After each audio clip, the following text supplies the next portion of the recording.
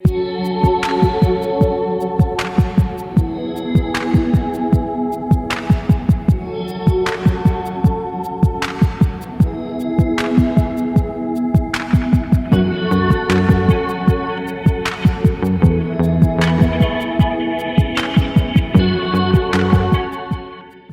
familia, te bendigo muchísimo con todo mi corazón. Bendigo a Visión Mundial Valencia y Visión Mundial en toda la geografía nacional, pastores en cobertura. Que Dios los bendiga de una manera extraordinaria. Para mí siempre es un gusto poder bendecirlos con una palabra. Hoy voy a desarrollar un tema que lo he titulado Creciendo bajo presión. Por lo general queremos crecer en un ambiente relajado, en un ambiente de parsimonia, en un ambiente de tranquilidad. Mas, sin embargo, la Biblia, siempre que habla de crecimiento o cuando se generaron grandes crecimientos en las Escrituras, se dio justamente bajo una atmósfera de presión. Yo quiero llevarte a una lectura que está en Jeremías capítulo 29, versículo 11 al 13, y dice de la siguiente manera: porque yo sé los pensamientos que tengo acerca de vosotros, dice Jehová, pensamientos de paz y no de mal, para daros el fin que esperáis. Entonces me invocaréis y vendréis y oraréis a mí, y yo os oiréis, y me buscaréis y me hallaréis, porque me buscaréis de todo vuestro corazón. Esta es una poderosa palabra que la hemos leído, la hemos memorizado y nos gusta muchísimo.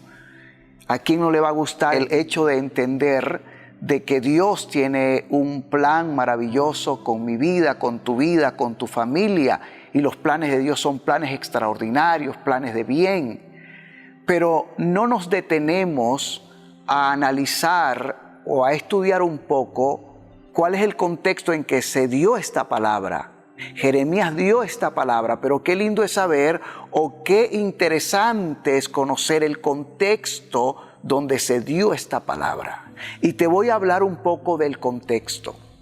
El pueblo de Israel, según las Escrituras en el libro de Jeremías, dice que este pueblo era sordo espiritualmente. Este pueblo no oía la voz de los profetas, sabiendo pues que el profeta no hablaba por su propia cuenta, sino que hablaba lo que Dios ponía en su espíritu.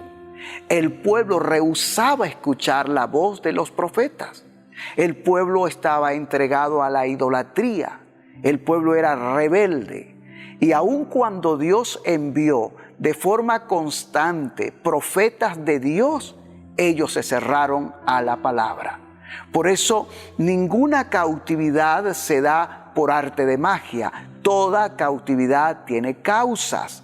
Entonces Dios dijo: este pueblo, mi pueblo, será llevado cautivo a Babilonia por 70 años. Oigan esto, 70 años de cautiverio. En ese ambiente profético se levantó un profeta falso llamado Ananías y él dijo: señores, no son 70 años, son 2 años de cautiverio. Una vez que concluyan los 2 años vendrán de regreso. Jeremías dice que eso no es así, que Dios había dicho que eran 70 años de cautiverio. En ese cautiverio iban a vivir experiencias muy tremendas. Estaban privados de libertad, estaban viviendo como una cuarentena, estaban aislados de su tierra, ahora estaban en una tierra extranjera. Y ellos necesitaban una palabra que los alentara. Y es allí donde el profeta Jeremías le dice: Dios tiene planes con ustedes, pero eran planes no presentes, sino planes futuros, planes futuros. Dios tenía para este pueblo, y Dios tiene planes al igual contigo y conmigo, unos planes poderosos, gloriosos, maravillosos, pero no puede ejecutarse el plan de Dios sacando de perspectiva los procesos en nuestras vidas. las presiones, los aplastamientos, las influencias, las opresiones, todo eso viene a nuestra vida porque Dios lo permite, pero no varía jamás el plan que Dios tiene contigo y conmigo. Quiero ponerte en mesa la palabra presión. La palabra presión en el diccionario significa aplastamiento, significa fuerza, significa opresión, apretura. Israel fue puesto en apretura, en opresión. Israel fue puesto en estrecho en Babilonia. Experimentó una presión en su vida. Y estoy seguro que tú y yo hemos experimentado presiones. A veces nos sentimos como si nos estuvieran aplastando. Presiones en todos los sentidos, en todas las áreas. Sobre todo nosotros los venezolanos tenemos ya un camino andado de opresiones, presiones, aplastamiento, aflicciones y de forma frecuente, constante. Mas sin embargo, hoy estamos en pies para la gloria de Dios y gracias a Él nos mantenemos en pies. Pero la presión no es una excusa para dejar de cumplir propósito de Dios, para dejar nuestros planes a un lado, nuestros sueños a un lado, nuestros proyectos a un lado.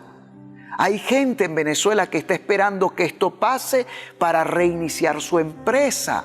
Hay gente que me dice, pastor, yo quisiera que esto pasara, la cuarentena pasara para volvernos a congregar porque deseo servir. Señores, ¿qué vamos a hacer en medio de esta presión?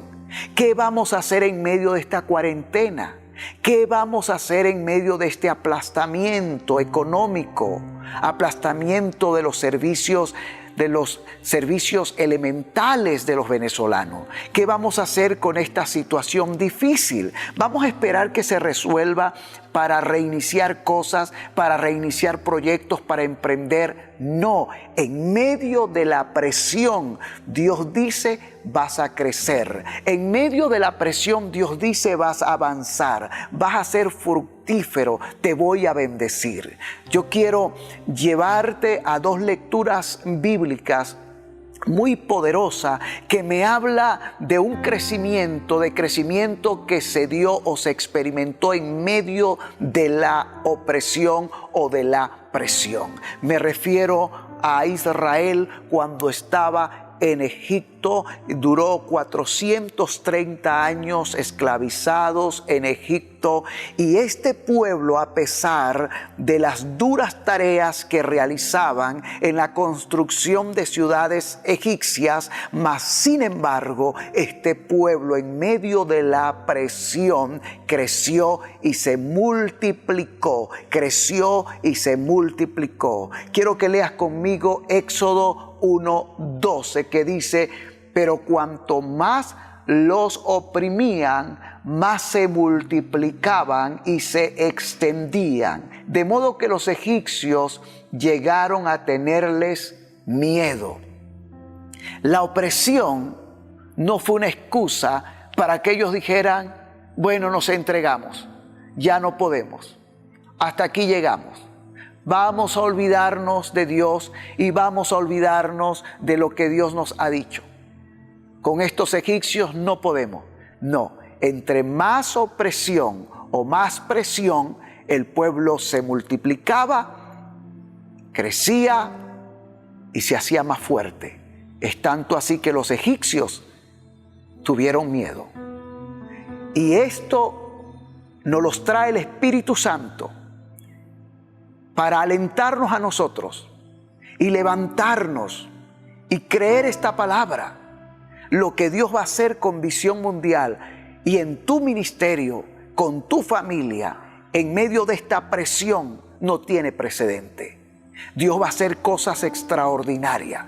Por eso estoy convencido que este tiempo es para crecer, para multiplicarnos y expandirnos de una manera extraordinaria o poderosa, porque entre más presión, más gloria se va a desatar. Se va a desatar más multiplicación y más revelación y mayores bendiciones. El otro ejemplo es la iglesia primitiva. Cuando se establece la iglesia, era constituida la iglesia por puros judíos y estaba en Jerusalén. Allí vivía una vida relajada, tranquila, calmada. Ahí adoraban, alababan al Señor y tocaban las casas, pero estaban solo en Jerusalén. Y Dios dijo: necesito presionar a la iglesia. Y voy a usar a un Saulo para presionar la iglesia. Porque si no presiono la iglesia se va a quedar en Jerusalén. Y la iglesia que yo edifiqué no es para estar en Jerusalén solamente. Su comienzo fue en Jerusalén, pero no su final será Jerusalén. Es una iglesia que desde allí va a tocar a las naciones de la tierra. Dios usa a Saulo en el capítulo 8 y se desata una tremenda persecución. Viene la presión, viene el aplastamiento, viene la fuerza, viene la opresión, viene esa fuerza demoledora para impulsar a la iglesia a otro nivel. Y yo quiero que leas conmigo esta porción bíblica, Hechos 8:1, que dice: también Saulo estuvo de acuerdo con el asesinato de Esteban. A partir de ese día empezó una gran persecución contra la iglesia de Jerusalén. Toda la iglesia huyó a diferentes lugares de Judea y Samaria. Solo los apóstoles se quedaron en Jerusalén. Leamos el versículo 4. Sin embargo, todos los que huían iban anunciando el mensaje de las buenas noticias de salvación por donde quiera que iba. ¿Qué hizo la presión? ¿Qué hizo la persecución? ¿Qué hizo esa fuerza? Impulsar a la iglesia a ciudades y a pueblos. Quiere decir que la presión la permite Dios para despertarnos, para activarnos. La presión la utiliza Dios para hacer crecer nuestra fe. La presión es necesaria porque la presión saca lo mejor y lo peor de nosotros. La presión pone en evidencia nuestros fundamentos, en dónde estamos parados, quién es nuestra roca, en quién estamos creyendo. La presión es importante porque purifica nuestra vida, quiebra nuestro yo. La presión es necesaria porque nos reconecta con el Creador. Por eso la presión, hoy concluyo en este sentido que la presión, aunque no nos guste, es una bendición y la presión es parte de la vida cristiana. Por eso tú y yo estamos llamados a crecer bajo presión. Como familia estamos llamados a crecer bajo presión. Como empresario, tú tienes la capacidad de crecer bajo presión. Como líder de la iglesia, tú tienes la capacidad de crecer bajo presión. Tú tienes la capacidad de crecer bajo presión como pastor, porque la presión no viene a destruirte, la presión viene a ensancharte, a bendecirte, a dimensionarte. Por eso te pongo estos dos ejemplos. Israel en el Antiguo Testamento bajo el imperio egipcio. El otro ejemplo, la iglesia primitiva, perseguida, bajo presión, pero creciendo. Uno de los grandes hombres después de Cristo fue el apóstol Pablo. Y este hombre fue sometido a grandes, pero a grandes presiones. Cuando tú lees sus epístolas, te das cuenta el sufrimiento, la carga, las amenazas, todo lo que vivió este hombre, toda la presión que vivió el apóstol Pablo lo llevó a una intimidad con el Espíritu Santo. Fue un tremendo escritor porque la presión Dios la usa para llevarte a un nivel de profundidad, de revelación. Por eso es que el apóstol Pablo escribió casi el Nuevo Testamento, lo escribió de una forma muy profunda, una forma muy ampliada, porque tuvo o estuvo bajo presión y Dios a través de la presión sacó lo mejor de la vida del apóstol Pablo.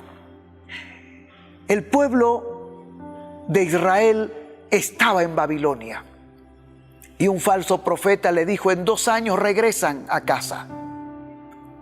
El yugo de los babilónicos será quebrado, el yugo de Nabucodonosor será quebrado y en 2 años van a regresar. Y Jeremías le envía una carta y dice: eso es falso. Son 70 años que van a estar bajo presión. 70 años que van a estar en aplastamiento. 70 años que van a estar bajo presión. 70 años en una tierra extranjera, en cuarentena. Allí estarán 70 años. ¡Wow! Impresionante, 70 años. No son 7 horas, no son 7 días, no son 7 meses, no son 7 años. Son 70 años. Cuando pasamos por un momento de apretura, queremos salir rápido. Nos desesperamos porque esperar desespera. Y el Señor le dice: son 70 años, pero yo, Jehová de los ejércitos, estaré con ustedes. Ahora, ¿qué hacer en esos 70 años? ¿Qué hacer en esos 70 años? Porque no hay opción de salir antes de los 70 años. Saldrán después de los 70 años. No podían esperar en Babilonia, allí con los brazos cruzados, diciendo: bueno, aquí moriremos, esperaremos los 70 años y veremos si saldremos de aquí. 70 años haciendo, creciendo, multiplicándose. Y te voy a hablar de 4 cosas que ellos debían hacer en Babilonia durante ese cautiverio. Punto número 1. El Señor le dice al profeta: dile a mi pueblo en Babilonia que edifiquen casas y planten huertos. Y esto me habla de un proyecto familiar, de un proyecto como familia. Plantar viñas, huertos y edificar casa era un trabajo. Era un trabajo. Número 2 le dice: van a crecer y se van a multiplicar. Cásense. A los solteros le dice: cásense. Le dice luego: y engendren hijos e hijas. Es decir, tengan hijos e hijas. Y que esos hijos se casen y esas hijas se casen y tengan hijos. Le está diciendo: señores, son 70 años, pero no los quiero allí llorando, quejándose, amargados, triste. No los quiero de esa forma. Los quiero haciendo una vida familiar a pesar de la presión, a pesar de la opresión. Necesito que se multipliquen, que crezcan y se multipliquen, que tengan hijos y nietos. Luego le dice: procuren la paz de esa ciudad donde están. Procuren la paz de Babilonia. Y número 4 le dice: intercedan por Babilonia. Mire todo lo que ellos debían hacer estando bajo presión. Hay gente que bajo presión quiere quitarse la vida, quiere irse.